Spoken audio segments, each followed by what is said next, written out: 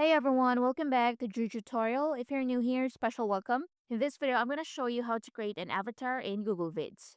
To start, click on avatar in the top right. Now here you have current scenes and all scenes.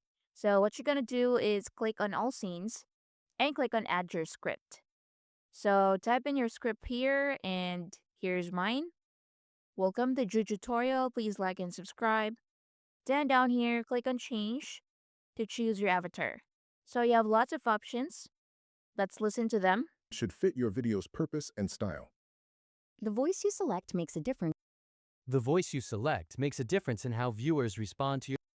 The voice you select makes a difference. The voice you select makes a difference in how viewers respond. I think I'm going to go with Adeti and click on preview.